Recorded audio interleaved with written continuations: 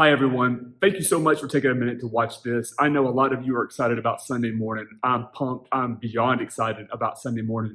Actually, I can't wait to be able to preach in this sanctuary with more than like 7 people in it because that's what it's been for the past, 8 weeks or so now, with the exception of Easter. We had a few more people in here on Easter because we had the baptism on Easter and it was awesome, but it's going to be nothing compared to what this Sunday is going to be like.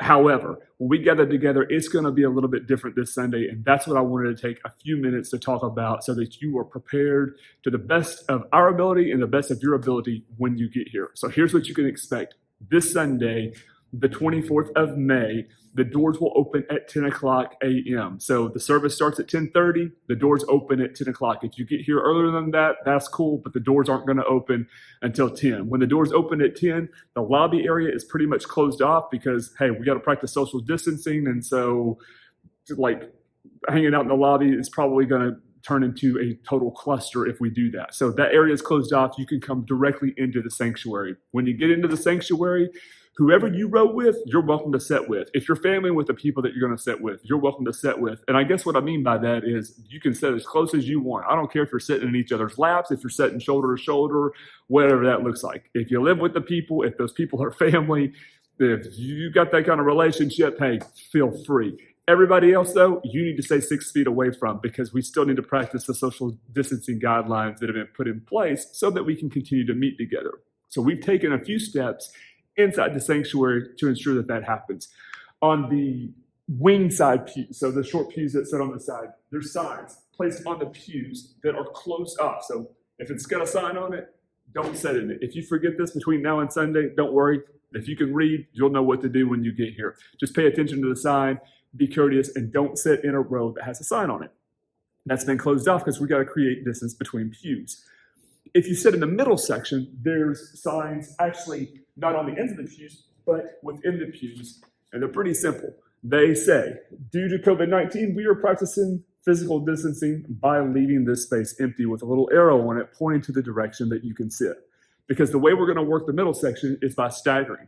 So some families or people will be sitting on the left sides of some pews and the right sides of other pews to create the proper distance between pews and within the actual row itself. So it's pretty simple. It's pretty easy to understand. There will be guest service team members here that can help out with all that, but just wanted to give you a heads up as you're entering the building. Now, because it's physical distancing or social distancing, however you want to refer to it, we can only fit so many people inside the sanctuary. Once it's full, we've got overflow areas set up in the fellowship hall and a room off the fellowship hall. So the best way for you to guarantee a seat inside the sanctuary is to get here early, not late, like some of y'all do. Get here early if you want a seat inside the sanctuary. If you get here and you can't get a seat inside the sanctuary, well, you can watch online because we're going to broadcast as always, or you can just go into one of the overflow and next week get here a little bit earlier and get a seat inside the sanctuary. We're just doing one service right now because at the end of the day, we know that some of you will choose to stay home and we completely understand, but we want to do this for a couple of weeks at one service, figure out, get a feel for how many people are wanting to be here, who are going to show up on a Sunday morning. And if we need to add a second service later on, we'll certainly do that. No children's ministry, no Bible study, nothing like that. We can't even consider that until June.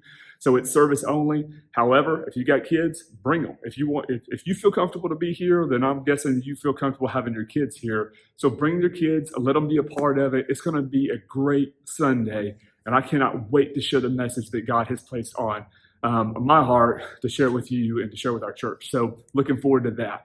Just a couple of other things, and then I'm going to let you guys go. All of our guest service team members will have on proper PPE when you get here. So they'll have on gloves, they'll have on masks. The guest service team members will be at the outside doors, they'll be outside the building, they'll be at the doors of the sanctuary. They'll be holding hand sanitizer because we don't have the automatic dispensers, but just to keep everyone safe and you don't have to worry about touching anything, they'll have it and they can just squirt it right into your hand. They'll be stationed outside of bathrooms, not inside of the bathrooms, because that would be a little weird.